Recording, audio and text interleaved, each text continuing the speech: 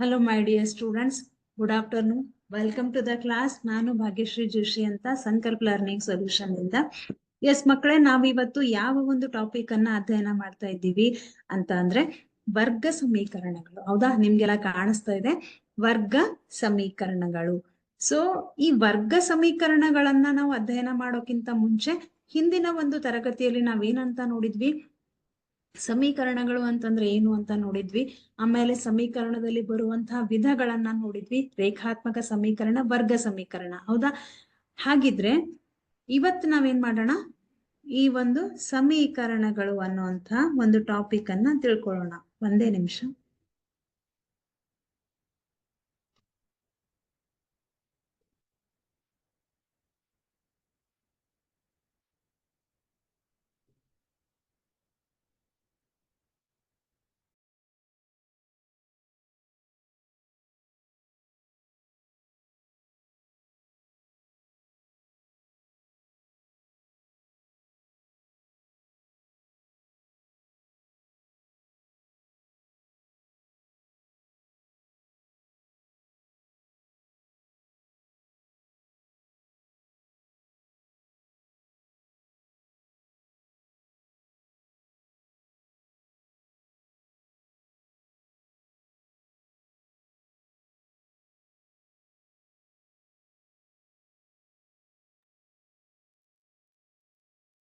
S, ವರ್ಗ ಸಮೀಕರಣಗಳು ಅಂತ ಅಂದ್ರೆ ಇಲ್ಲಿ ನಾವು ರೇಖಾತ್ಮಕ ಸಮೀಕರಣಗಳನ್ನ ನೋಡಿದ್ವಿ ನಾವು ಹಿಂದಿನ ಒಂದು ತರಗತಿಯಲ್ಲಿ.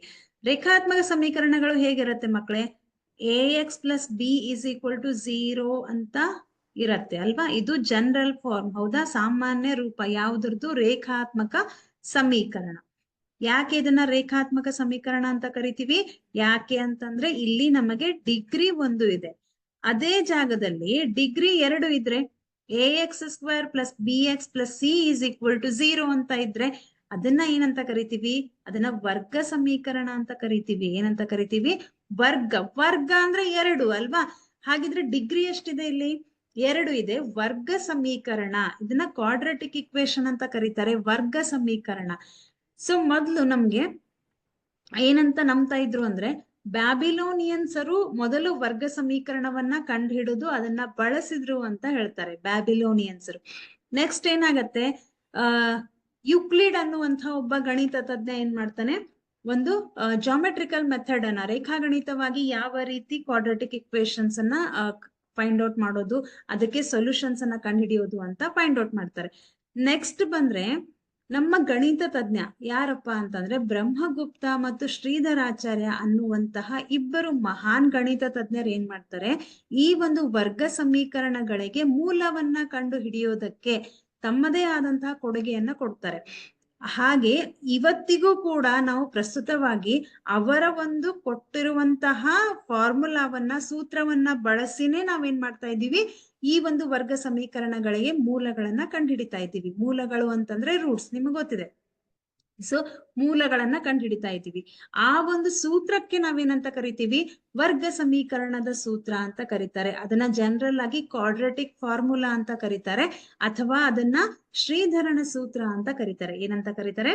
ಶ್ರೀಧರನ ಸೂತ್ರ. ನಿಮ್ಗೆಲ್ಲ ಗೊತ್ತಿರ್ಲಿ, ಶ್ರೀಧರನ ಸೂತ್ರ. ಓಕೆ, ಇದನ್ನ ಯಾಕೆ ಬಳಸ್ತೀವಿ? ಯಾಕೆ ಅಂತಂದ್ರೆ ವರ್ಗ ಸಮೀಕರಣದ ಮೂಲಗಳನ್ನ ಕಂಡುಹಿಡಿಯುವುದಕ್ಕೆ ಈ ಶ್ರೀಧರನ ಸೂತ್ರವನ್ನ ಬಳಸ್ತಾರೆ. ಹಾಗಿದ್ರೆ ವರ್ಗ ಸಮೀಕರಣ ಅಂತಂದ್ರೆ ಏನು? ಯಾವ ಒಂದು ಸಮೀಕರಣ ax² plus bx plus c is equal to 0 where a is not equal to 0, a b c ಗಳು ವಾಸ್ತವ ಸಂಖ್ಯೆಗಳಾದರೆ, ಇದನ್ನ ನಾನು ಹಲವಾರು ಬಾರಿ ನಿಮ್ಗೆ ಹೇಳಿದ್ದೀನಿ. ಹೌದಾ? ಯಾವಾಗ ax² plus bx plus c is equal to 0, ಇಲ್ಲಿ a b c ಗಳು ಏನಾಗಿದೆ? ವಾಸ್ತವ ಸಂಖ್ಯೆಗಳು. ಹೌದಾ? x ಅನ್ನುವಂಥದ್ದು ಚರಾಕ್ಷರ. ಎಷ್ಟು ಚರಾಕ್ಷರಗಳನ್ನ ಬಳಸಿದೀವಿ? ಒಂದು ಚರಾಕ್ಷರವನ್ನ ಬಳಸಿದೀವಿ. ಯಾವ ಚರಾಕ್ಷರ ಅದು? ಎಕ್ಸ್ ಅನ್ನುವಂತಹ ಒಂದು ಚರಾಕ್ಷರವನ್ನ ಬಳಸಿದೀವಿ. ಎ ಬಿ ಸಿ ಗಳು ಏನಿದು? ವಾಸ್ತವ ಸಂಖ್ಯೆಗಳು. ಆದರೆ ಇದನ್ನ ನಾವೇನಂತ ಹೇಳ್ತೀವಿ? ವರ್ಗ ಸಮೀಕರಣಗಳು ಅಂತ ಹೇಳ್ತೀವಿ. ಈ ವರ್ಗ ಸಮೀಕರಣದ ಆದರ್ಶ ರೂಪ ಏನಂತ ಹೇಳುತ್ತೆ? ax² plus bx plus c is equal to 0 where a is not equal to 0. ಒಂದು ವೇಳೆ ಈ ಒಂದು ಸಮೀಕರಣ ದಲ್ಲಿ a ನ ಬೆಲೆ ಏನಾದ್ರೂ 0 ಆದ್ರೆ, ಅಂದ್ರೆ 0 into x square plus B X plus C is equal to 0. 0 into x square ಮಾಡಿದ್ರೆ ಅದು 0ನೇ ಬರುತ್ತೆ. ನಿಮ್ಗೇನ್ ಉಳಿಯತ್ತೆ? B X plus C is equal to 0. ಆದ್ರೆ ನಮ್ಗೇನ್ ಬೇಕು? ವರ್ಗ ಸಮೀಕರಣ ಬೇಕು. ಇಲ್ಲಿ ಬಂದಿರುವಂತಹ b X plus C is equal to 0 ಇದು ವರ್ಗ ಸಮೀಕರಣನ ಅಲ್ಲ ಅಲ್ವಾ? ಯಾಕೆ ಅಂದ್ರೆ ಡಿಗ್ರಿ ಎಷ್ಟಿದೆ? ಕರೆಕ್ಟ್ ಆಗಿ ನೋಡ್ರಿ, ಡಿಗ್ರಿ 1 ಇದೆ. ಡಿಗ್ರಿ 1 ಇದ್ರೆ ಆ ಸಮೀಕರಣಕ್ಕೆ ನಾವೇನಂತ ಹೇಳ್ತೀವಿ? ರೇಖಾತ್ಮಕ ಸಮೀಕರಣ ಅಂತ ಹೇಳ್ತೀವಿ ಅಲ್ವಾ? ಹಾಗಿದ್ರೆ ವರ್ಗ ಸಮೀಕರಣವನ್ನ ಪಡಿಬೇಕಾದ್ರೆ, ವರ್ಗ ಸಮೀಕರಣ ಬೇಕಾದ್ರೆ ಅಲ್ಲಿ ಒಂದು ಕಂಡೀಷನ್ ಇದೆ. ಅದೇನಿದೆ? A is not equal to 0. A 0 ಆಗಿರ್ಲೇಬಾರ್ದು. ಓಕೆ, ಬಿ 0 ಆದ್ರೆ ನಡೆಯುತ್ತೆ, ಆದ್ರೆ ಎ 0 ಆಗಿರ್ಲೇಬಾರ್ದು. ಈ ಕಂಡೀಷನ್ ನಿಮ್ಗೆ ನೆನಪಿರ್ಲಿ. ಮತ್ತು ಇದನ್ನ ಮಲ್ಟಿಪಲ್ ಚಾಯ್ಸ್ ಕ್ವಶನ್ಸ್ ಅಲ್ಲಿ ಕೇಳುವಂತಹ ಸಾಧ್ಯತೆಗಳು ಇರುತ್ತೆ. ಎ ಬಿ ಸಿ ಗಳು ಏನಿದು? ಇವು ವಾಸ್ತವ ಸಂಖ್ಯೆಗಳು, ಹೌದಲ್ವಾ? ಓಕೆ, ಹಾಗಿದ್ರೆ ವರ್ಗ ಸಮೀಕರಣದ ಲಕ್ಷಣಗಳು ಯಾವುದು? ವರ್ಗ ಸಮೀಕರಣದಲ್ಲಿ ಚರಾಕ್ಷರದ ಗರಿಷ್ಠ ಘಾತ ಎಷ್ಟಿರುತ್ತೆ? 2 ಇರುತ್ತೆ. ವರ್ಗ ಸಮೀಕರಣದ ಆದರ್ಶ ರೂಪ A X square plus B X plus C equal to 0. A B C ಗಳು ವಾಸ್ತವ ಸಂಖ್ಯೆಗಳು. ಎ ಅಂದ್ರೆ ಏನಿದು? ಎಕ್ಸ್ ಸ್ಕ್ವೇರ್ ನ ಸಹಗುಣಕ, ಬಿ ಎಕ್ಸ್ ನ ಸಹಗುಣಕ, ಸಿ ಒಂದು ಸ್ಥಿರಾಂಕ. ಇದೇನಿದು? ಸ್ಥಿರಾಂಕ. ಹೌದಾ? ವರ್ಗ ಸಮೀಕರಣದ ಆದರ್ಶ ರೂಪದಲ್ಲಿ ಚರಾಕ್ಷರದ ಘಾತಗಳು ಇಳಿಕೆ ಕ್ರಮದಲ್ಲಿ ಇರುವಂತೆ ಪದಗಳನ್ನು ಬರೆಯಲಾಗಿದೆ. ಇಲ್ಲಿ ನೋಡ್ರಿ, ಚರಾಕ್ಷರದ ಘಾತಗಳು 2 ಆದ ತಕ್ಷಣ 1 ಇದೆ. 1 ಆದ ತಕ್ಷಣ C into X raise to 0 ಅಂತ ಬರೀಬಹುದು. ಯಾಕಂದ್ರೆ ಎಕ್ಸ್ ರೇಸ್ ಟು 0 1 ಆಗತ್ತೆ. ಸಿ ಇಂಟು 1 ಸಿನೇ ಬರುತ್ತೆ. ಅಂದ್ರೆ ಇಲ್ಲಿ ಚರಾಕ್ಷರದ ಘಾತಗಳನ್ನ ನಾವು ಇಳಿಕೆ ಕ್ರಮದಲ್ಲಿ ಬರ್ದಿದ್ದೀವಿ ಅಲ್ವಾ? 2 3 4 ಹೀಗ್ ಬರ್ದಿಲ್ಲ. 0 1 2 ಅಂದ್ರೆ ಇಳಿಕೆ ಕ್ರಮದಲ್ಲಿ ಬರ್ದಿದ್ದೀವಿ. 2 1 0 ಈ ತರ ಇಳಿಕೆ ಕ್ರಮದಲ್ಲಿ ಬರ್ದಿದ್ದೀವಿ. ಇದು ವರ್ಗ ಸಮೀಕರಣದ ಲಕ್ಷಣಗಳು. ಹಾಗೆ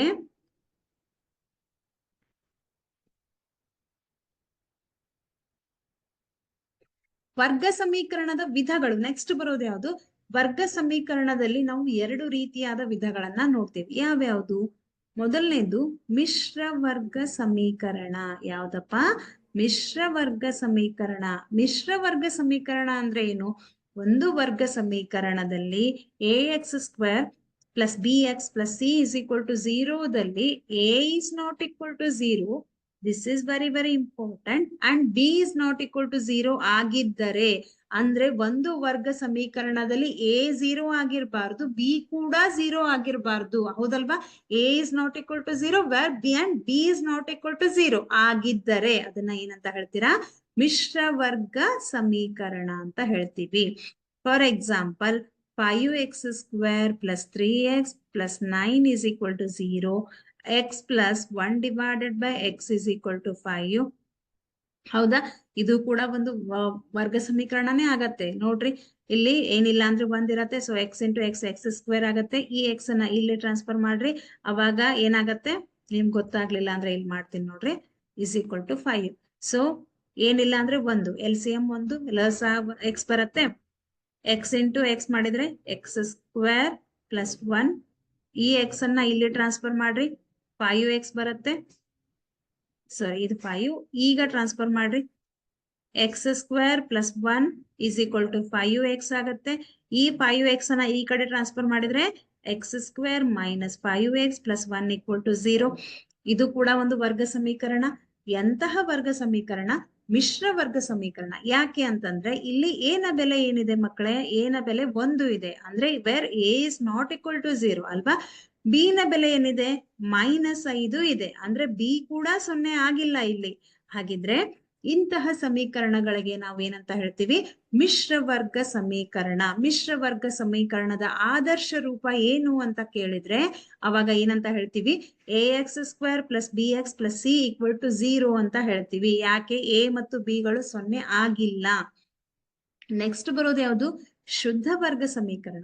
ಶುದ್ಧ ವರ್ಗ ಸಮೀಕರಣ ಅಂದ್ರೆ ಸಮೀಕರಣದ ಚರಾಕ್ಷರವು 2ನೇ ಘಾತದಲ್ಲಿ ಮಾತ್ರ ಕಂಡು ಬಂದರೆ ಅದನ್ನು ಶುದ್ಧ ವರ್ಗ ಸಮೀಕರಣ. ಸಿಂಪಲ್ ಆಗಿ ಹೇಳ್ಬೇಕಾದ್ರೆ ಇಲ್ಲಿ ಶುದ್ಧ ವರ್ಗ ಸಮೀಕರಣದಲ್ಲಿ A is not equal to 0 ಇರುತ್ತೆ, ಆದ್ರೆ ಬಿ ಇಸ್ ಈಕ್ವಲ್ ಟು 0 ಆಗಿರತ್ತೆ. ಇಲ್ಲಿ 0 ಆಗಿರೋದಿಲ್ಲ, ಆದರೆ ಶುದ್ಧ ವರ್ಗ ಸಮೀಕರಣದಲ್ಲಿ 0 ಆಗಿರತ್ತೆ. ಅಂದ್ರೆ ಈಗ ಫಾರ್ ಎಕ್ಸಾಂಪಲ್ ಇಲ್ಲಿ ನಾನು 3x² - 9 = 0 ಅಂತ ಬರಿತೀನಿ. ಇಲ್ಲಿ ನಿಮಗೆ ax² ಕಾಣಿಸ್ತಾ ಇದೆ, ಬಟ್ b ಕಾಣಿಸ್ತಾ ಇಲ್ಲ. ಒಮ್ಮೆ ನಮ್ಗೆ ಏನ್ ಕಾಣಿಸ್ತಾ ಇದೆ? ಸ್ಥಿರಾಂಕ ಕಾಣಿಸ್ತಾ ಇದೆ, ಅಂದ್ರೆ 9 ಮಾತ್ರ ಕಾಣಿಸ್ತಾ ಇದೆ. ಸೊ ಇದು ಯಾವ ರೂಪದಲ್ಲಿದೆ? ax² + c = 0. ಇಲ್ಲಿ ನಮಗೆ b 0 ಆಗಿದೆ. ಹೌದಾ? ಇಂತಹ ಸಮೀಕರಣಗಳಿಗೆ ಶುದ್ಧ ವರ್ಗ ಸಮೀಕರಣಗಳು ಅಂತ ಹೇಳ್ತಾರೆ. ಶುದ್ಧ ವರ್ಗ ಸಮೀಕರಣದಲ್ಲಿ ಇದು ನೆನ್ಪಿಟ್ಕೋಬೇಕು, a ≠ 0 and b = 0. ಹಾಗಾಗಿ ಶುದ್ಧ ವರ್ಗ ಸಮೀಕರಣದ ಒಂದು ಸಾಮಾನ್ಯ ರೂಪ ಏನ್ ಬರುತ್ತೆ? ax² + c = 0. This is very important. ಇದು ನಮ್ಮ ಮಲ್ಟಿಪಲ್ ಚಾಯ್ಸ್ ಕ್ವಶನ್ಸ್ ಅಲ್ಲಿ ಕೇಳುವಂತಹ ಒಂದು ಸಾಧ್ಯತೆ ಇರುತ್ತೆ. ಸೊ ಇದು ನೆನ್ಪಿಟ್ಕೊಳ್ರಿ. ಓಕೆ, ನೆಕ್ಸ್ಟ್ ಏನಿದೆ? ಮೂಲಗಳ ಸ್ವಭಾವ. ಈಗ ಒಂದು ವರ್ಗ ಸಮೀಕರಣಕ್ಕೆ ಎಷ್ಟು ಮೂಲಗಳಿರ್ತವೆ ಅಂತ ಕೇಳಿದ್ರೆ ಈ ಮ್ಯಾಕ್ಸಿಮಮ್ 2 ಮೂಲಗಳು ಇರುತ್ತೆ. ನೆನ್ಪಿಟ್ಕೊಳ್ರಿ. ರೇಖಾತ್ಮಕಕ್ಕೆ 1, ಇಲ್ಲಿ 2 ಮೂಲಗಳು. ಅಂದ್ರೆ ನಾವು ಹಿಂದೆ ಕೂಡ ಶೂನ್ಯತೆಗಳ ಟಾಪಿಕ್ ಅಲ್ಲಿ ನೋಡಿದ್ವಿ. ಹೌದಾ? ಇಲ್ಲಿ ವರ್ಗ ಸಮೀಕರಣಕ್ಕೆ 2 ಮೂಲಗಳು ಇರುತ್ತೆ. ಈ ವರ್ಗ ಸಮೀಕರಣದ ಮೂಲಗಳನ್ನ ಕಂಡುಹಿಡಿಬೇಕಾದ್ರೆ ನೆನ್ಪಿಟ್ಕೊಳ್ರಿ, ಅಲ್ಲಿ ನಮ್ಗೆ 3 ವಿಧಾನದಿಂದ ನಾವು ಕಂಡುಹಿಡಿಬಹುದು. ಯಾವ್ಯಾವುದು? ಒಂದು ಅಪವರ್ತನ ವಿಧಾನ. ಓಕೆ, ಅಪವರ್ತನ ವಿಧಾನ. ನೆಕ್ಸ್ಟ್ ಎರಡನೇದು ವರ್ಗ ಪೂರ್ಣಗೊಳಿಸುವ ವಿಧಾನ. ವರ್ಗ ಪೂರ್ಣಗೊಳಿಸುವ ವಿಧಾನ.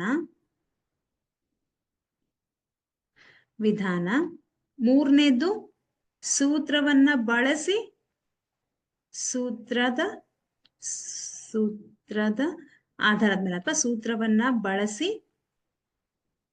ಮೂಲಗಳನ್ನ ಕಂಡುಹಿಡಿಯುವುದು. ಈ 3 ವಿಧಾನದ ಮೂಲಕ ನಾವೇನ್ ಮಾಡಬಹುದು? ವರ್ಗ ಸಮೀಕರಣದ ಮೂಲಗಳನ್ನ ಕಂಡುಹಿಡಿಬಹುದು. ಆದರೆ ನಿಮ್ಗೆ ಈ 2 ವಿಧಾನಗಳು ಇಲ್ಲ ಈ ವರ್ಷ. ಹೋದ ವರ್ಷ ಇತ್ತು, ಈ ವರ್ಷ ಇಲ್ಲ. ಈ ಸಲ ನಾವೇನ್ ಮಾಡ್ಬೇಕು? ಬರೀ ಅಪವರ್ತನ ವಿಧಾನವನ್ನ ಮಾತ್ರ ಅಧ್ಯಯನ ಮಾಡ್ಲಿಕ್ಕಿದೆ ನಮ್ಗೆ, ಅಲ್ವಾ? ಈ ಅಪವರ್ತನ ವಿಧಾನ ಏನು ಅಂತ ನಿಮ್ಗೆ ಗೊತ್ತಿದೆ ಆಲ್ರೆಡಿ, ಹೌದಲ್ವಾ? ವರ್ಗ ಪೂರ್ಣಗೊಳಿಸುವ ವಿಧಾನ ಮತ್ತು ಸೂತ್ರವನ್ನ ಬಳಸಿ ಅಂತ ಇದೆ. ಸೂತ್ರವನ್ನ ಬಳಸಿ ಅಂತಂದ್ರೆ ನಾನು ಆಗ್ಲೇ ಹೇಳಿದೆ, ಶ್ರೀಧರಾಚಾರ್ಯರ ಸೂತ್ರವನ್ನ ನಾವು ಇವತ್ತಿಗೂ ಕೂಡ ಪ್ರಸ್ತುತವಾಗಿ ನಾವು ಇವತ್ತಿಗೂ ಕೂಡ ಏನ್ ಮಾಡ್ತೀವಿ? ಅದೇ ಸೂತ್ರವನ್ನ ಬಳಸ್ತೀವಿ. ಅದಕ್ಕೆ ಒಂದು ವರ್ಗ ಸಮೀಕರಣದ ಮೂಲಗಳನ್ನ ಕಂಡು ಹಿಡಿಯೋದಕ್ಕೆ ಇವತ್ತಿಗೂ ಕೂಡ ನಾವು ಅದೇ ಸೂತ್ರವನ್ನ ಬಳಸ್ತೀವಿ. ಯಾವ ಸೂತ್ರ ಅದು? ಹಾಗಿದ್ರೆ x = -b ± (b² - 4ac / 2a. ಈ ಒಂದು ಸೂತ್ರವನ್ನ ನಮಗೆ ಒಬ್ಬ ಮಹಾನ್ ಗಣಿತ ತಜ್ಞ ಶ್ರೀಧರಾಚಾರ್ಯರು ಅನ್ನುವಂತಹ ಒಬ್ಬ ಗಣಿತ ತಜ್ಞರು ಈ ಒಂದು ಸೂತ್ರವನ್ನ ನೀಡ್ತಾರೆ. ಇದಕ್ಕೆ ಶ್ರೀಧರನ ಸೂತ್ರ ಅಂತಾನೂ ಕರೀತಾರೆ, ಅಥವಾ ವರ್ಗ ಸಮೀಕರಣದ ಸೂತ್ರ ಅಂತಾನೂ ಕರೀತಾರೆ. ಶ್ರೀಧರನ ಸೂತ್ರ ಅಂತಾನೂ ಕರೀತಾರೆ.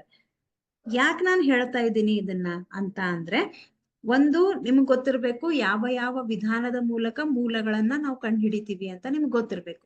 ಇನ್ನೊಂದು, ಇದು ನಮ್ಗೆ ಮುಂದೆ ಯಾವಾಗಾದ್ರೂ ಬಂದ್ರೆ ನಾನು ಇದನ್ನ ನೋಡೇ ಇಲ್ವಲ್ಲ, ಎಲ್ಲಿದೆ ಇದು ಅಂತ ನಿಮ್ಗೆ ಅನಿಸ್ಬಾರ್ದು. ಇದು ನಿಮ್ಗೆ ಗೊತ್ತಿರ್ಬೇಕು. ಇದು ಒಂದು ಸೂತ್ರ ಇದೆ, ಈ ಸೂತ್ರದ ಮೂಲಕ ನಾವೇನ್ ಮಾಡ್ತೀವಿ? ವರ್ಗ ಸಮೀಕರಣದ ಮೂಲಗಳನ್ನ ಕಂಡುಹಿಡಿತೀವಿ. ಓಕೆ, ಇಲ್ಲಿ ನಮಗೆ ಮೂಲಗಳ ಸ್ವಭಾವವನ್ನ ವಿವೇಚಿಸಿ ಅಂತ ಪ್ರಶ್ನೆ ಬರುತ್ತೆ. ಈ ಮೂಲಗಳ ಸ್ವಭಾವವನ್ನ ನಾವು ತಿಳ್ಕೊಬೇಕಾದ್ರೆ ಇಲ್ಲಿ ನಮ್ಗೆ ಒಂದು ಅಂಶ ಬರುತ್ತೆ. ಏನಂತಂದ್ರೆ, ಈ ಸೂತ್ರದಲ್ಲಿ b² - 4ac ಅಂತ ಇದೆ. ಹೌದಾ? ಕಾಣಿಸ್ತಾ ಇದೆನಾ? b² - 4ac ಅಂತ ಇದೆ. ಈ b² - 4ac ಅನ್ನ ನಾವೇನಂತ ಹೇಳ್ತೀವಿ? ಶೋಧಕ ಅಂತ ಹೇಳ್ತೀವಿ. ಏನಂತ ಹೇಳ್ತೀವಿ? ಶೋಧಕ,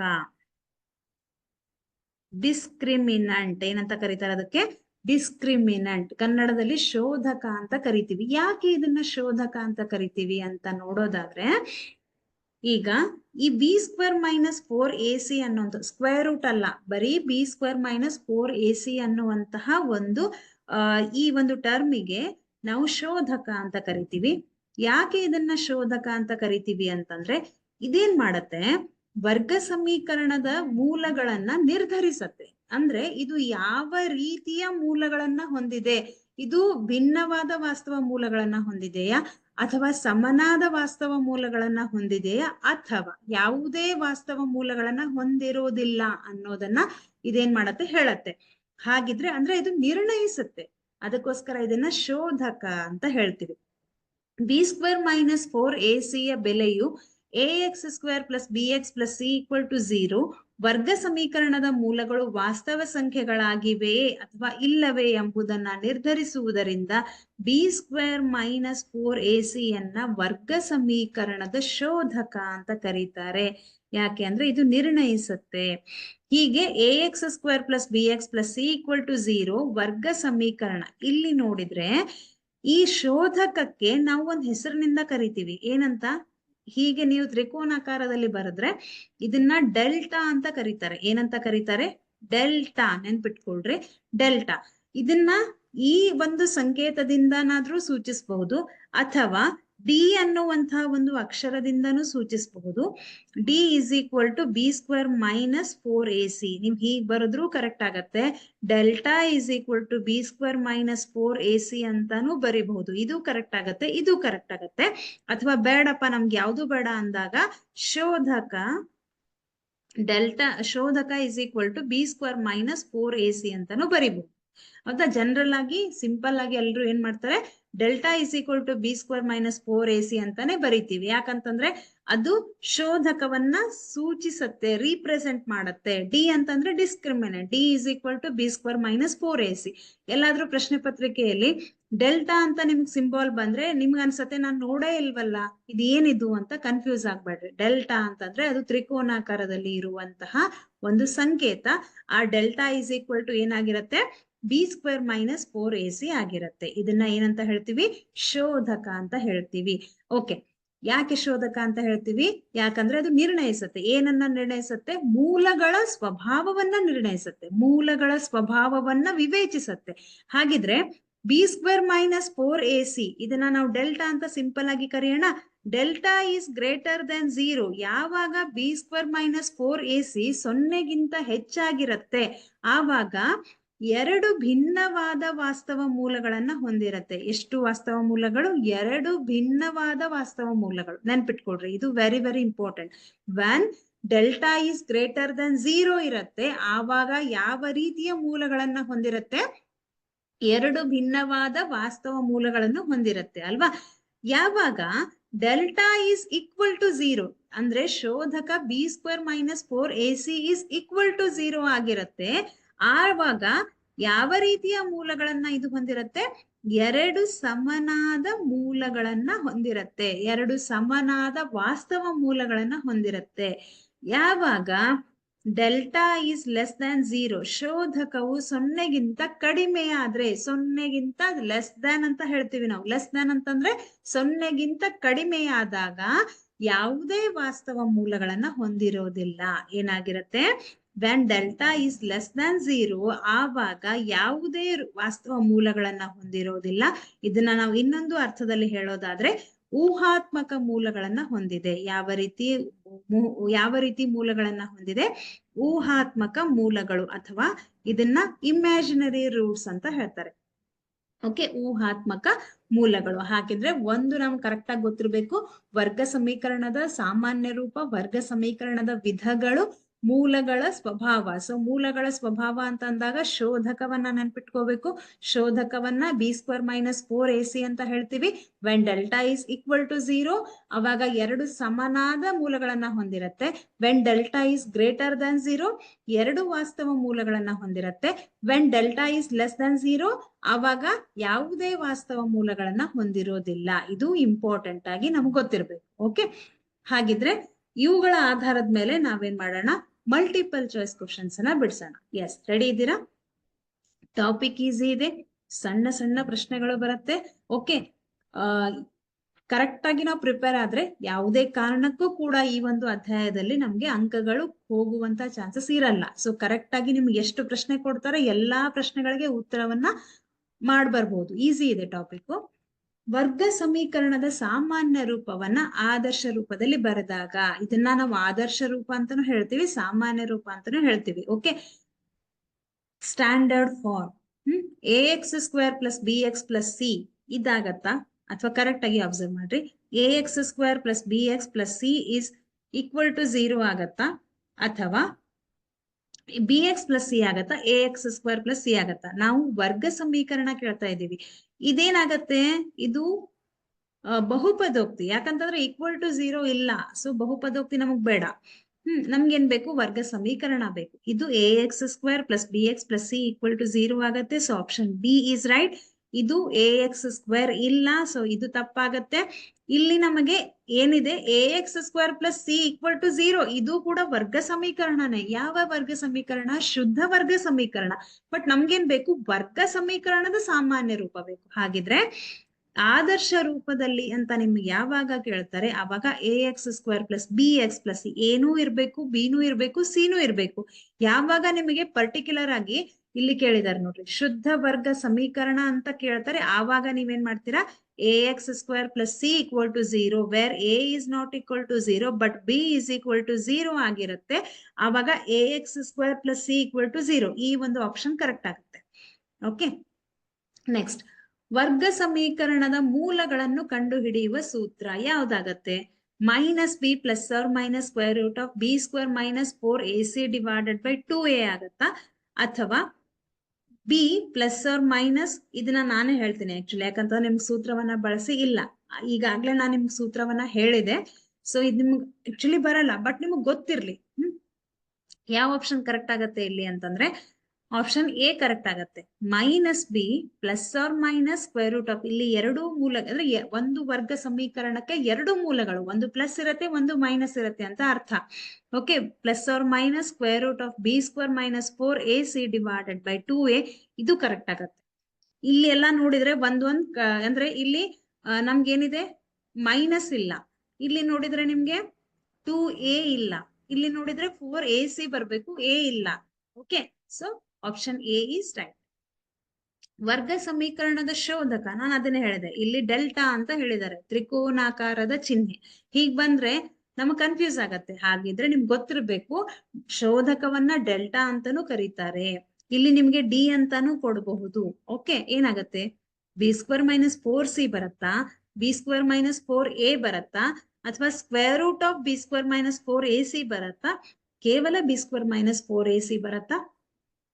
so option D is right. b² - 4ac, square root ಬರಲ್ಲ. ಎಷ್ಟೋ ಮಕ್ಕಳು ಇಲ್ಲೇ ಕನ್ಫ್ಯೂಸ್ ಆಗೋದು, ಸ್ಕ್ವೇರ್ ರೂಟ್ ಹಾಕಿ ಬರ್ತಾರೆ ಎಷ್ಟೋ ಜನ. ಅಲ್ಲ, b² - 4ac. Okay, ax² + bx + c equal to 0 ವರ್ಗ ಸಮೀಕರಣದ ಮೂಲಗಳು ವಾಸ್ತವ ಮತ್ತು ಸಮನಾದರೆ, ವಾಸ್ತವ ಮತ್ತು ಸಮನಾದರೆ, ಸಮ ಅಂತ ಬಂದಾಗ ಓಕೆ ಯಾವ್ದಾಗತ್ತೆ, ಡೆಲ್ಟಾ ಈಸ್ ಈಕ್ವಲ್ ಟು 0.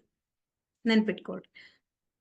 ಮತ್ತೆ ವರ್ಗ ಸಮೀಕರಣ ಆದರ್ಶ ರೂಪ ಇದೆ, ಇದು ಕರೆಕ್ಟ್ ಆಗತ್ತೆ. ಸೊ ರಿಪೀಟ್ ಆಗಿದೆ, ಹಿಂದೆ ಮುಂದೆ ಕೂಡ ನಿಮ್ಗೆ ಮಾಡಿ ಕೊಡಬಹುದು. ಓಕೆ, ಸೊ ಈ ಪ್ರಶ್ನೆಯಲ್ಲಿ ಕರೆಕ್ಟ್ ಆಗಿ ಅಬ್ಸರ್ವ್ ಮಾಡ್ರಿ. ಹಿಂದೆ ಇದೇ ಪ್ರಶ್ನೆ ಇದೆ, ಈಗೂ ಇದೇ ಪ್ರಶ್ನೆ ಇದೆ.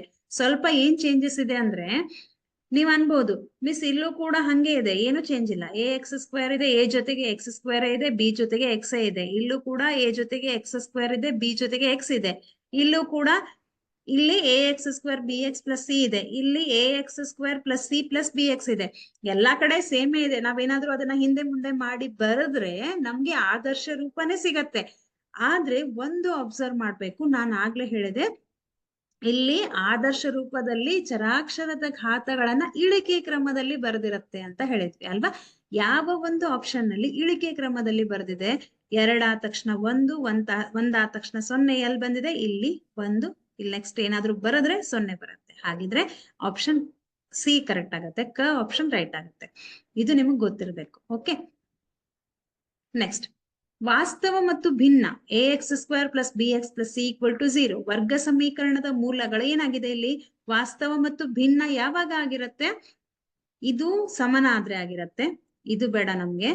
ಲೆಸ್ ದ್ಯಾನ್, ಇದು ಗ್ರೇಟರ್ ದ್ಯಾನ್ 0 ಇದ್ದಾಗ ವಾಸ್ತವ ಮತ್ತು ಭಿನ್ನ ಆಗಿರತ್ತೆ. ಲೆಸ್ ದ್ಯಾನ್ 0 ಇದ್ದಾಗ ನಮಗೆ ವಾಸ್ತವ ಮೂಲಗಳು ಇರೋದಿಲ್ಲ, ಊಹಾತ್ಮಕ ಮೂಲಗಳಿರತ್ತೆ.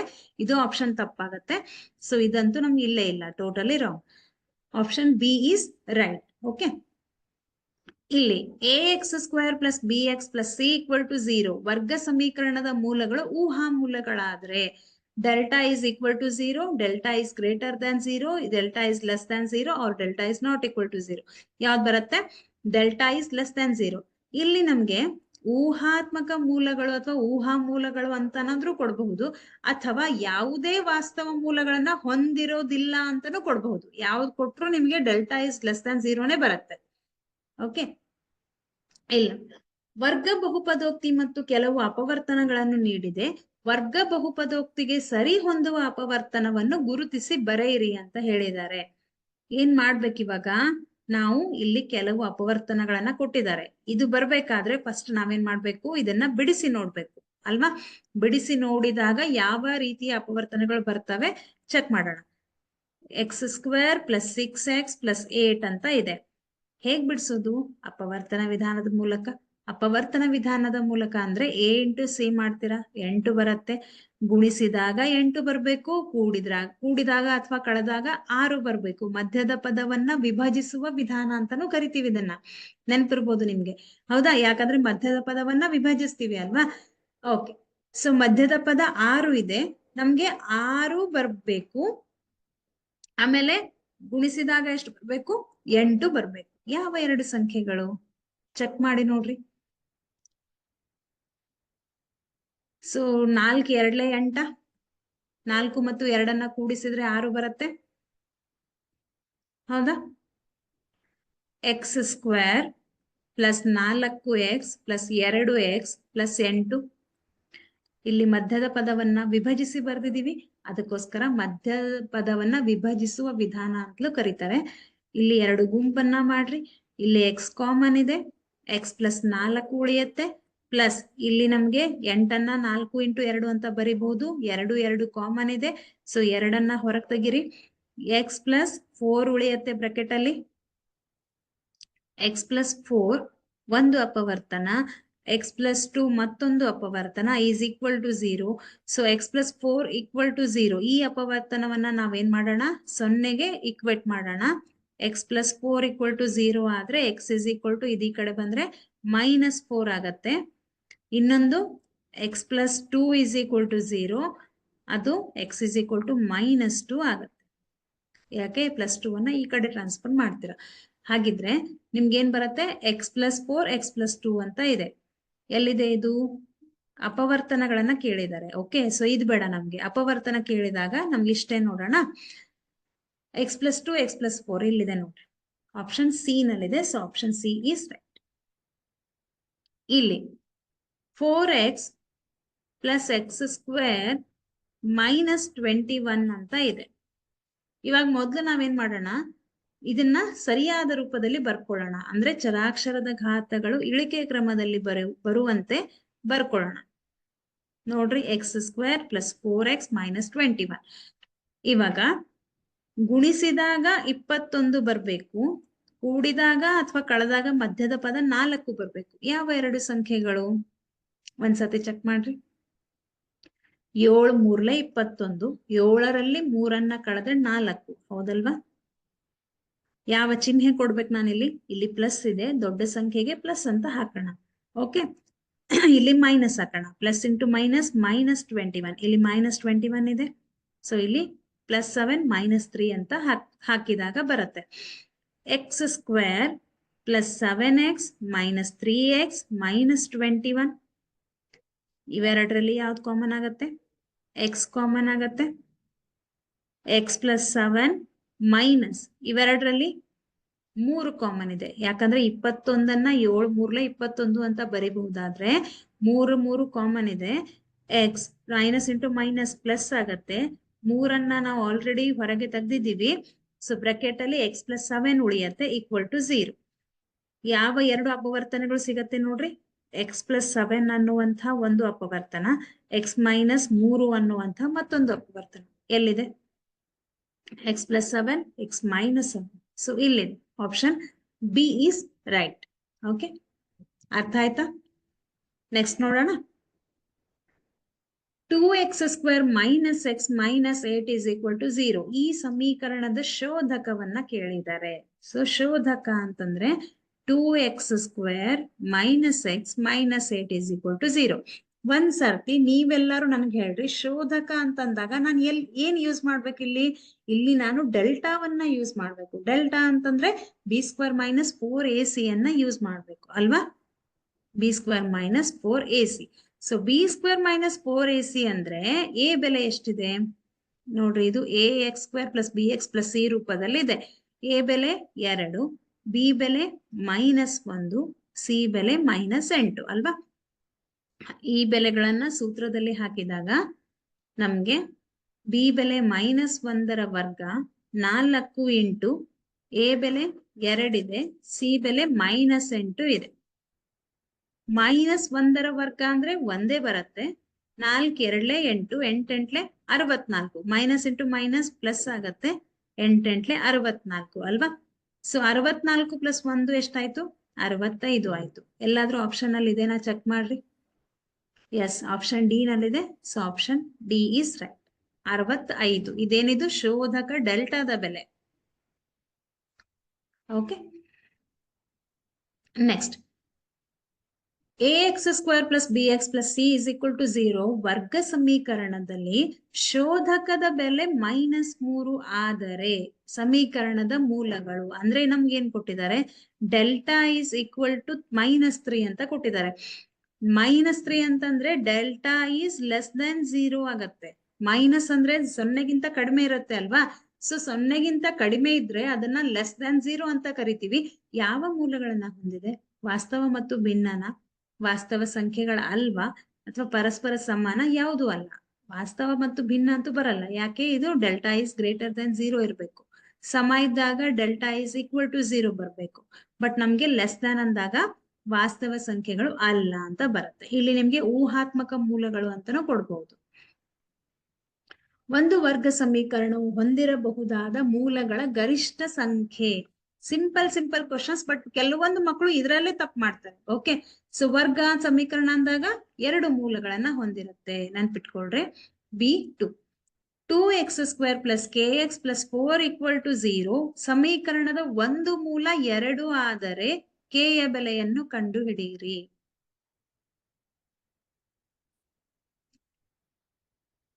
(2x² + kx + 4 = 0 ಒಂದು ಮೂಲ 2 ಆದರೆ. ಸೊ 2 ಇಂಟು, ಅವಾಗ ನಾವೇನ್ ಮಾಡೋಣ? x ನ ಜಾಗದಲ್ಲಿ 2 ಅಂತ ಹಾಕೋಣ. k into 2 + 4 = 0. 2 ಇಂಟು 4 + 2k + 4 ಎಷ್ಟಾಗತ್ತೆ? 2 4 8, 8 + 2k + 4, 2k 8 + 4 ಮಾಡಿದ್ರೆ 12 = 0.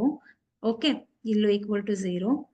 ಇವಾಗ 12ನ್ನ ಈ ಕಡೆ ಟ್ರಾನ್ಸ್ಫರ್ ಮಾಡ್ರಿ. 2k = -12 ಆಗತ್ತೆ. ಸೊ k = 2ನ್ನ ಇಲ್ಲಿ ಶಿಫ್ಟ್ ಮಾಡಿದ್ರೆ -12 / 2, 2 1 2 6. ಸೊ ಇಲ್ಲಿ ಮೈನಸ್ ಇರೋದ್ರಿಂದ k ನ ಬೆಲೆ ಏನಾಗತ್ತೆ? -6 ಆಗತ್ತೆ. ಯಾವ ಆಪ್ಷನ್ ರೈಟ್ ಆಗತ್ತೆ? So D is equal to -6. So ಮಕ್ಕಳಿಗೆ ಕನ್ಫ್ಯೂಸ್ ಆಗೋದಕ್ಕೋಸ್ಕರ ಇಲ್ಲಿ +6 ಇದೆ, ಇಲ್ಲಿ -6 ಇದೆ. ಸೊ ಹಾಗಿದ್ರೆ ಕರೆಕ್ಟ್ ಆಗಿ ನೀವು ಮಾಡಿ ನೋಡಿದ್ರೆ ಮಾತ್ರ ಗೊತ್ತಾಗತ್ತೆ ಲೆಕ್ಕ. ಇದು -6 ಬರುತ್ತೆ. ಓಕೆ, ನೆಕ್ಸ್ಟ್ x² = 3x + 2 ಈ ವರ್ಗ ಸಮೀಕರಣವನ್ನು ಆದರ್ಶ ರೂಪದಲ್ಲಿ ಬರೆದಾಗ, ನಮ್ಮ ಮಕ್ಕಳಿಗೆಲ್ಲ ಗೊತ್ತಿದೆ ಆದರ್ಶ ರೂಪ ಏನಂತ.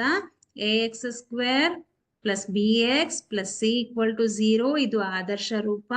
ಇಲ್ಲಿ ಕೊಟ್ಟಿರುವಂತಹ ಸಮೀಕರಣವನ್ನ ನಾವು ಈ ರೂಪದಲ್ಲಿ ಬರಿಬೇಕು.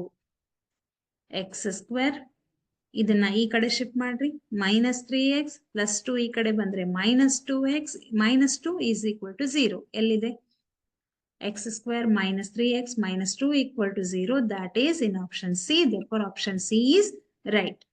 Okay, next ಇಲ್ಲಿ ನಮ್ಗೆ ಒಂದು ಮೂಲವನ್ನ ಕೊಟ್ಟಿದ್ದಾರೆ. Okay, 3x - 2 x + 3 = 0. ಈ ಸಮೀಕರಣದ ಒಂದು ಮೂಲ -3 ಆದರೆ ಇನ್ನೊಂದು ಮೂಲವನ್ನ ಕೇಳಿದ್ದಾರೆ. ಕರೆಕ್ಟ್ ಆಗಿ ಅಬ್ಸರ್ವ್ ಮಾಡ್ರಿ. 3x ಮೈನಸ್ 2 ಅಂತ ಒಂದು ಅಪವರ್ತನ ಇದೆ.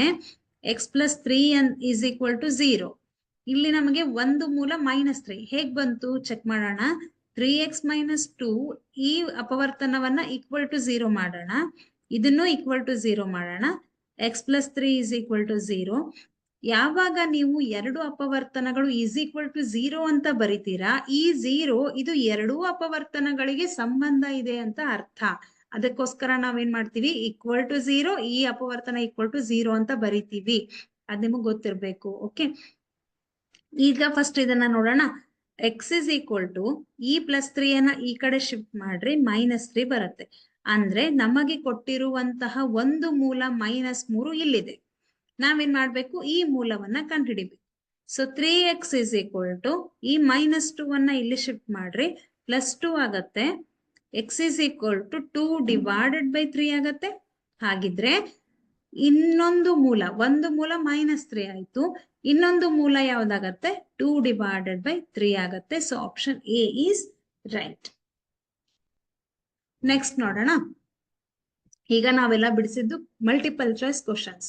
ಸೊ ಈಗ ಅಪವರ್ತನ ವಿಧಾನದಿಂದ ಕೆಳಗಿನ ವರ್ಗ ಸಮೀಕರಣಗಳ ಮೂಲಗಳನ್ನು ಕಂಡುಹಿಡಿಯಿರಿ ಅಂತ ಹೇಳಿದ್ದಾರೆ. ಇವೆಲ್ಲ 2 ಅಂಕದ ಪ್ರಶ್ನೆಗಳು. ಓಕೆ, ಸೊ ಚೆಕ್ ಮಾಡೋಣ. ಅಪವರ್ತನ ವಿಧಾನ ನಮ್ಗೆ ಈಗಾಗ್ಲೇ ಗೊತ್ತಿದೆ. ನಾವು ಇದನ್ನ ಯಾವಾಗ್ಲಿಂದ ಕಲಿತಾ ಇದ್ದೀವಿ, 8ನೇ ತರಗತಿಯಿಂದ ಕಲಿತಾ ಇದ್ದೀವಿ ಅಲ್ವಾ. ಸೊ ವೆರಿ ಫ್ಯಾಮಿಲಿಯರ್ ಆಗಿದೆ ನಮ್ಗಿದು. 2x², ಕಣ್ಣು ಮುಚ್ಚಿ ಕೂಡ ನಾವು ಅಪವರ್ತನ ವಿಧಾನವನ್ನ ಹೇಳ್ಬಹುದು, ಅಷ್ಟೊಂದು ನಾವು ಅದನ್ನ ಬಳಸಿದೀವಿ ಇವಾಗ್ಲೇ. So x plus 1 divided by 8 is equal to 0. ಇಲ್ಲಿ ಸಿ ಬೆಲೆ ಏನಿದೆ, 1 ಡಿವೈಡೆಡ್ ಬೈ 8 ಇದೆ, ಹೌದಾ. ಸೊ ನಾವಿದನ್ನ ಮೊದ್ಲೇನ್ ಮಾಡ್ಕೊಳ್ಳೋಣ, ವರ್ಗ ಸಮೀಕರಣದ ರೂಪದಲ್ಲಿ ಮಾಡ್ಕೊಳ್ಳೋಣ. ವರ್ಗ ಸಮೀಕರಣದ ರೂಪದಲ್ಲಿ ಮಾಡ್ಕೊಳ್ಳೋಣ ಅಂದ್ರೆ ಇಲ್ಲಿ ಏನೂ ಇಲ್ಲ ಅಂದ್ರೆ 1, ಇಲ್ಲೂ ಏನೂ ಇಲ್ಲ ಅಂದ್ರೆ 1. ಇಲ್ಲಿ 8 ಇದೆ, ಛೇದದಲ್ಲಿ 8 ಇದೆ, 1 ಇದೆ, 1 ಇದೆ, ಲಸ ಎಷ್ಟಾಗತ್ತೆ, 8 ಆಗತ್ತೆ. ಸೊ 8 ಬರ್ಬೇಕಾದ್ರೆ ಇಲ್ಲಿ ಇಂಟು 8 ಮಾಡ್ತೀರಾ, ಇಲ್ಲೂ 8 ಮಾಡ್ತೀರಾ, ಇಲ್ಲಿ ಅಂಶದಲ್ಲೂ ಕೂಡ 8, ಇಲ್ಲೂ ಕೂಡ 8. ಛೇದದಲ್ಲಿ ಯಾವ ಸಂಖ್ಯೆಯಿಂದ ಗುಣಿಸಿದ್ದೀರಾ ಅದೇ ಸಂಖ್ಯೆಯಿಂದ ಅಂಶದಲ್ಲೂ ಕೂಡ ಗುಣಿಸ್ಬೇಕು ಅಲ್ವಾ. So 2 8 16x² minus 8x plus 1 is equal to 0. ಈ 8ಅನ್ನ ಈ ಕಡೆ ಶಿಫ್ಟ್ ಮಾಡಿದ್ರೆ 0 ಇಂಟು 8 ಆಗುತ್ತೆ. ಸೊ ಯಾವುದೇ ಸಂಖ್ಯೆಗೆ 0ಯಿಂದ ಗುಣಿಸಿದ್ರೆ ಅದು 0ನೇ ಬರುತ್ತೆ. ಇಲ್ಲಿ ನಮಗೆ 16x² minus 8x plus 1 is equal to 0 ಬಂತು. ಈಗ ಇದು ಪರ್ಫೆಕ್ಟ್ ಆಗಿ ವರ್ಗ ಸಮೀಕರಣದ ಆದರ್ಶ ರೂಪದಲ್ಲಿದೆ. ಇವಾಗ ಮೂಲಗಳನ್ನ ಕಂಡುಹಿಡಿಬೇಕು. ಹೇಗೆ ಕಂಡುಹಿಡಿಯೋದು, ಅಪವರ್ತನ ವಿಧಾನದ ಮೂಲಕ. 16 1 16. ಸೊ ನಮ್ಗೆ ಏನ್ ಬರ್ಬೇಕು, 16 ಗುಣಿಸಿದಾಗ ಬರ್ಬೇಕು, ಕೂಡಿಸಿದಾಗ ಅಥವಾ ಕಳೆದಾಗ -8 ಮಧ್ಯದ ಪದ ಬರ್ಬೇಕು. ಯಾವ 2 ಸಂಖ್ಯೆಗಳು ಹಾಗಿದ್ರೆ, 4 4 16 -4 ಮಾಡಿದ್ರೆ -8 ಬರುತ್ತೆ. 16x² minus 4x minus 4x plus 1 equal to 0. ಮತ್ತೆ 2 ಗುಂಪನ್ನ ಮಾಡ್ರಿ. ಇಲ್ಲಿ x ಅನ್ನ ಹೊರಗೆ ತೆಗಿಬಹುದಾ, x ಜೊತೆಗೆ x² ಇದೆ, x ಇದೆ. ಸೊ ಒಂದು x ಹೊರಗಡೆ ಬಂತು. x ನ ಜೊತೆಗೆ ಇನ್ನೊಂದು ಸಂಖ್ಯೆ ಬರುತ್ತೆ. ಯಾವ್ದು ಸಂಖ್ಯೆ ಬರುತ್ತೆ, 16ಅನ್ನ ನಾವು 4 4 16, ಹೌದಾ. ಸೊ 1 4, ಇಲ್ಲೊಂದು 4 ಇದೆ. ಹಾಗಿದ್ರೆ 1 4ಅನ್ನ ಕಾಮನ್ ಆಗಿ ತೆಗಿಬಹುದು. 1 4ಅನ್ನ ಹೊರಗೆ ತೆಗೆದಾಗ ಇಲ್ಲಿ ಇನ್ನೊಂದು 4, x² ಅಲ್ಲಿ ಒಂದು x ಹೊರಗಿದೆ, 4x, ಇಲ್ಲಿ 4x ಹೊರಗಿದೆ. ಸೊ -1 ಅಂತ ಬರ್ಕೊಳ್ಳೋಣ. ಇಲ್ಲಿ 4x ಪ್ಲಸ್ 1 ಇವೆರಡರಲ್ಲಿ ಏನೂ ಕಾಮನ್ ಇಲ್ಲ. ಏನೂ ಕಾಮನ್ ಇಲ್ಲ ಅಂತಂದಾಗ 1 ಅಂತ ಬರ್ಕೊಳ್ಳೋಣ. 4x plus into minus minus 1 is equal to 0. ಇವಾಗ 4x ಮೈನಸ್ 1 ಈಕ್ವಲ್ ಟು 0.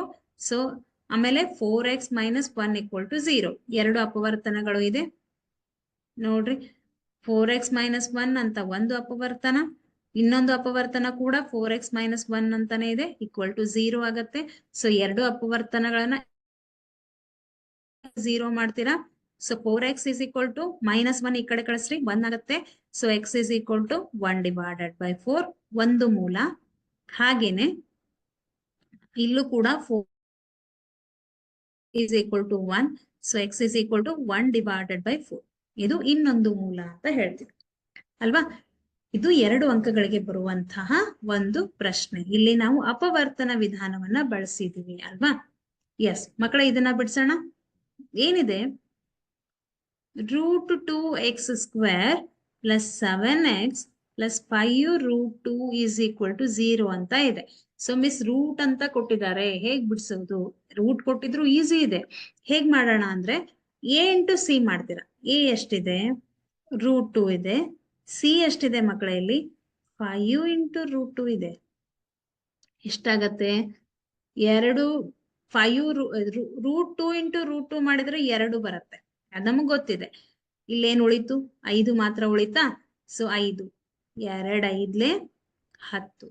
ಹಾಗಿದ್ರೆ ಗುಣಿಸಿದಾಗ 10 ಬರ್ಬೇಕು, ಕೂಡಿದಾಗ ಅಥವಾ ಕಳೆದಾಗ ಮಧ್ಯದ ಪದ 7 ಬರ್ಬೇಕು. ಆ 2 ಸಂಖ್ಯೆಗಳು ಯಾವುದು? ಹಾಗಿದ್ರೆ ಸ್ವಲ್ಪ ಯೋಚನೆ ಮಾಡ್ರಿ. 10 ಯಾವ ಮಗ್ಗೆಯಲ್ಲಿ ಬರುತ್ತೆ? 2 5 10. 2ಕ್ಕೆ 5 ಕೂಡಿಸಿದ್ರೆ 7 ಬರುತ್ತೆ ಅಲ್ವಾ?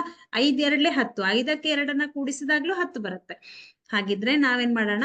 2 5 10 ಅಂತ ತಗೊಳ್ಳೋಣ. √2x² + 2x + 5x + 5√2 = 0. ಇಲ್ಲಿ x² ಇದೆ, ಇಲ್ಲಿ x ಇದೆ. ಸೊ 1 x ಅನ್ನ ಕಣ್ಣು ಮುಚ್ಚಿ ಹೊರಗೆ ತೆಗೆದ್ಬಿಡೋಣ. ಸೊ ಅದು ಗೊತ್ತಾಗುತ್ತೆ. ಇಲ್ಲಿ x² ಇದೆ, x ಇದೆ, 1 x ಕಾಮನ್ ಆಯ್ತು. ಇನ್ನೊಂದು ಏನ್ ಕಾಮನ್ ಆಗುತ್ತೆ? ಸ್ವಲ್ಪ ನಾವು ಯೋಚನೆ ಮಾಡೋಣ. ಇಲ್ಲಿ √2 ಇದೆ, ಇಲ್ಲಿ 2 ಇದೆ. ನಮ್ಗ್ ಗೊತ್ತು, ನೀವೇನ್ ಹೇಳ್ತೀರಾ? ಮಿಸ್ ನಮಗ್ ಗೊತ್ತಿದೆ 2 ಅನ್ನ √2 × √2 ಅಂತ ಬರಿಬಹುದು ಅಂತ ನಮಗ್ ಗೊತ್ತಿದೆ ಅಲ್ವಾ? 2 ಅನ್ನ √2 × √2 ಅಂತ ಬರಿಬಹುದು. ಅವಾಗ 2 ಆಗತ್ತೆ. ಅಂದ್ರೆ ಇಲ್ಲಿ ಒಂದು √2 ಇದೆ, ಇಲ್ಲಿ ಒಂದು √2 ಇದೆ. ಸೊ ಒಂದು √2 ಅನ್ನ ಹೊರಗಡೆ ತೆಗಿಬಹುದು. ಏನ್ ಉಳಿಯತ್ತೆ? ಇಲ್ಲಿ x ಉಳಿಯತ್ತೆ, ಇಲ್ಲಿ +√2 ಉಳಿಯತ್ತೆ. ಹಾಗೆ ಇಲ್ಲಿ 5 ಇದೆ, ಇಲ್ಲಿ 5√2 ಇದೆ. ಇಲ್ಲಿ ಏನ್ ಕಾಮನ್ ಆಗತ್ತೆ? ಹಾಗಿದ್ರೆ ಇಲ್ಲಿ 5 5 ಕಾಣಿಸ್ತಾ ಇದೆ. ಸೊ 5ಅನ್ನ ನಾವು ಡೈರೆಕ್ಟ್ ಆಗಿ ಹೊರಗೆ ತೆಗಿಬಹುದು. ಇಲ್ಲಿ x ಉಳಿತು, ಇಲ್ಲಿ +√2 ಉಳಿತು, = 0. 2 ಅಪವರ್ತನಗಳು, ಇದು ಮತ್ತು ಇದು ಸಮ ಬಂತ? ಹಾಗಿದ್ರೆ ಒಂದು ಅಪವರ್ತನ x +√2, ಇನ್ನೊಂದು ಅಪವರ್ತನ √2x + 5 = 0. x +√2 = 0. √2x + 5 = 0. ಈ +√2 ಅನ್ನ ಈ ಕಡೆ ಶಿಫ್ಟ್ ಮಾಡಿದ್ರೆ x -√2 ಬರುತ್ತೆ ಅಲ್ವಾ? √2x +5 ಅನ್ನ ಈ ಕಡೆ ಶಿಫ್ಟ್ ಮಾಡ್ರಿ, -5 ಬರುತ್ತೆ. So √2x -5. ಈ √2 ಅನ್ನ ಇಲ್ಲಿ ಶಿಫ್ಟ್ ಮಾಡಿದ್ರೆ x -5 ಡಿವೈಡೆಡ್ ಬೈ √2. ಅಂದ್ರೆ ಒಂದು ಮೂಲ x -√2 ಬರುತ್ತೆ, ಇನ್ನೊಂದು ಮೂಲ x -5 ಡಿವೈಡೆಡ್ ಬೈ √2 ಬರುತ್ತೆ. ಅಂದ್ರೆ ಇಲ್ಲಿ ಇವೆರಡು ಈ ಒಂದು ವರ್ಗ ಸಮೀಕರಣದ ಮೂಲಗಳು. ಈ ತರಹದ ಪ್ರಶ್ನೆಗಳನ್ನ 2 ಅಂಕಗಳಿಗೆ ಕೇಳುವಂತ ಸಾಧ್ಯತೆ ಇರುತ್ತೆ. ಈಸಿ ಆಗಿದೆ ಅಲ್ವಾ? ಯಾರಾದ್ರೂ ಬರ್ಕೊಳ್ಳೋರಿದ್ರೆ ಬರ್ಕೊಳ್ರಿ. ಓಕೆ, ಇವತ್ ನಾವ್ ಏನ್ ಮಾಡಿದ್ವಿ? ಹಾಗಿದ್ರೆ ವರ್ಗ ಸಮೀಕರಣ ಅಂದ್ರೆ ಏನು, ವರ್ಗ ಸಮೀಕರಣದ ಆದರ್ಶ ರೂಪ, ವರ್ಗ ಸಮೀಕರಣದ ಲಕ್ಷಣಗಳು, ವರ್ಗ ಸಮೀಕರಣದ ವಿಧಗಳು, ಮತ್ತೆ ಯಾವುದು ಮೂಲಗಳ ಸ್ವಭಾವ. ಹೌದಾ? ಮೂಲಗಳ ಸ್ವಭಾವ ಯಾವ ರೀತಿಯಾಗಿದೆ, ಯಾವುದನ್ನ ಶೋಧಕ ಅಂತ ಕರಿತೀವಿ, ಮತ್ತೆ ಆ ಶೋಧಕದ ಮೇಲೆ 3 ರೀತಿಯಾದ ಕಂಡೀಷನ್ಸ್ ಇದೆ. Delta is greater than 0, delta is equal to 0, delta is less than 0 ಇದ್ದಾಗ ಯಾವ ರೀತಿಯ ಮೂಲಗಳನ್ನ ಹೊಂದಿದೆ. ಇದರ ಆಧಾರದ ಮೇಲೆ ನಾವೇನ್ ಮಾಡಿದ್ವಿ? ಮಲ್ಟಿಪಲ್ ಚಾಯ್ಸ್ ಕ್ವಶನ್ಸ್ ಅನ್ನ ಬಿಡಿಸಿದ್ವಿ, ಮತ್ತೆ 2 ಅಂಕದ ಪ್ರಶ್ನೆಗಳನ್ನ ಬಿಡಿಸಿದ್ವಿ ಅಲ್ವಾ? ಸೊ ಮುಂದಿನ ಕ್ಲಾಸ್ ಅಲ್ಲಿ ನಾವೇನ್ ಮಾಡೋಣ? ಮತ್ತೆ 3 ಅಂಕದ ಪ್ರಶ್ನೆಗಳನ್ನ ಬಿಡಿಸೋಣ. ಇವತ್ತು ನಾವು ಎಲ್ಲಿವರೆಗೂ ಡಿಸ್ಕಸ್ ಮಾಡಿದ್ವಿ, ಎಲ್ಲಾ ಪಾಯಿಂಟ್ಸ್ ನಿಮ್ಗೆ ಅರ್ಥ ಆಗಿದೆ ಅಂತ ಅನ್ಕೊಂಡಿದ್ದೇನೆ. ಏನಾದ್ರೂ ಡೌಟ್ ಇದ್ರೆ ನಮ್ಗೆ ಮುಂದಿನ ಕ್ಲಾಸ್ ಅಲ್ಲಿ ನೀವು ಕೇಳ್ಬಹುದು. ಓಕೆ, ಸೊ ಹಾಗಿದ್ರೆ ಸ್ಟಾಪ್ ಮಾಡೋಣ ಮಕ್ಕಳ ಇವತ್ತು. ಎಸ್, ನಾನು ಏನೇನ್ ಹೇಳಿದೆ ಎಲ್ಲ ಈಗ ಇದ್ರಲ್ಲಿದೆ ಅಲ್ವಾ? ಓಕೆ, ಸೊ ಹಾಗಿದ್ರೆ ಚೆನ್ನಾಗಿ ಸ್ಟಡಿ ಮಾಡ್ರಿ ಮಕ್ಕಳೇ. All the very best. Thank you so much.